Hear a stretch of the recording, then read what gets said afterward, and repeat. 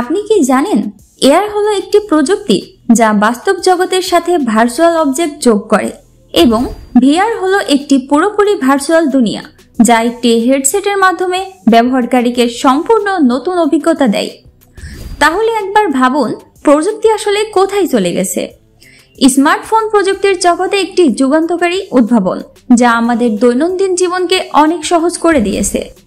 তবে আজকাল নতুন কিছু প্রযুক্তি যেমন AR means augmented reality, VR means virtual reality এবং এআই মিনিং হলো আর্টিফিশিয়াল ইন্টেলিজেন্স যেটা স্মার্টফোনের জায়গা দখল করতে পারে। এআর হলো একটি প্রযুক্তি যা বাস্তব জগতের সাথে ভার্চুয়াল অবজেক্ট যোগ করে। এটি সাধারণত স্মার্ট গ্লাস বা এআর ডিভাইসের মাধ্যমে কাজ করে।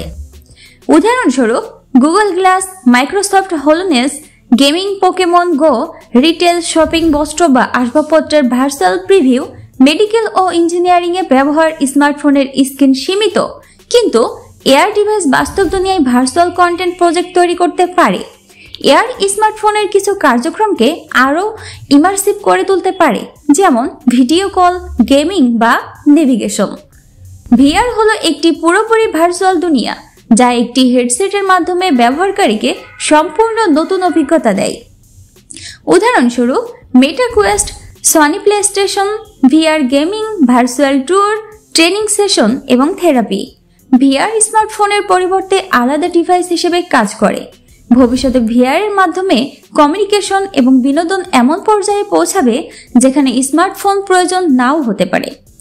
এআই বা কৃত্রিম বুদ্ধিমত্তা এমন একটি প্রযুক্তি যা ডিভাইসকে স্বয়ংক্রিয়ভাবে চিন্তা ও সিদ্ধান্ত নিতে সাহায্য করে।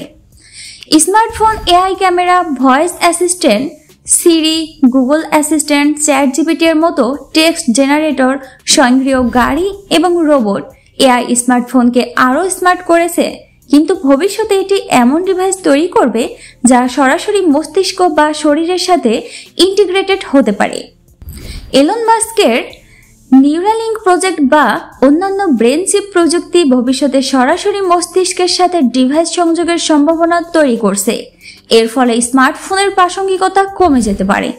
ভবিষ্যতের ডিভাইসগুলোতে এই তিনটি প্রযুক্তি একত্রে কাজ করতে পারে। উদাহরণ, এআর গ্লাস এআর মাধ্যমে কাজ করবে এবং ভিআর একটি সম্পূর্ণ নতুন ইমার্সিভ অভিজ্ঞতা দেবে। স্মার্টফোন স্ক্রিন এবং ব্যাটারি সীমাবদ্ধ, বাট এআর বা ভিআর ডিভাইসের মাধ্যমে কাজ আরও সহজ এবং বাস্তবসম্মত হবে। স্মার্টফোন অদৃশ্য হয়ে যাবে না, তবে এটি হয়তো ভবিষ্যতেও অন ডিভাইসের অংশ হয়ে যাবে, যেমন স্মার্ট ওয়াচ বা স্মার্ট গ্লাসের মাধ্যমে যোগাযোগ করা। স্মার্টফোন একসময় প্রযুক্তির মুকুটহীন রাজা ছিল, কিন্তু এআর, ভিআর এবং এআই এর অগ্রগতির কারণে এটি ভবিষ্যতে পুরনো হয়ে যেতে পারে।